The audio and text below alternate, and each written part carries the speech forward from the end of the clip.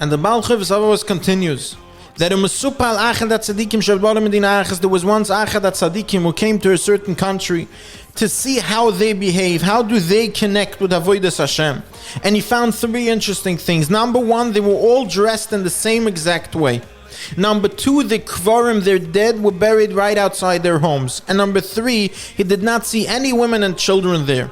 And he asked them to explain their actions, and they said, the reason we dress the same way is because there should be no difference between us. The fact that one is rich and one is poor should not be recognizable.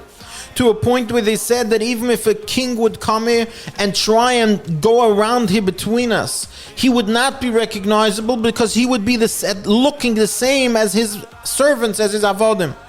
Because that's the way that we can keep our mind clear from those distractions. Number two, our kvarim are right outside our homes to remind us that we're only here temporarily, in order for us to remember constantly that we have to prepare tzedel haderech for the ultimate journey for when we die.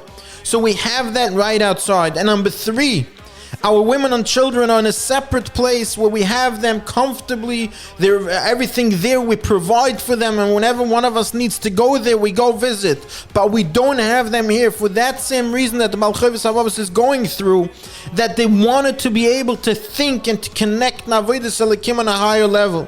Now, of course, we will see later that HaKadosh Baruch Hu indeed put us in a world where He wants us to live with women and children, to live with our distractions, and to overpower those distractions, and to do it right, and connect with HaKadosh Baruch Hu. And anyway, but what he was saying there in that story, that he found certain people that they indeed lived a different life. They lived a life of machshava tahira, and in order to do that, they had to do all these actions. They had to look the same, they had to bury their mason in front of their homes, and so forth. And he continues,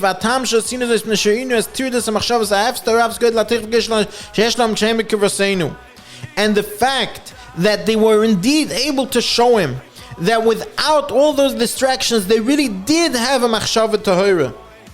Says the Halevovas, when a person finds himself being embodied, a person finds himself being a single, or even a person that's married, but he finds himself in a place, he traveled somewhere, there was a stopover, he finds himself being alone.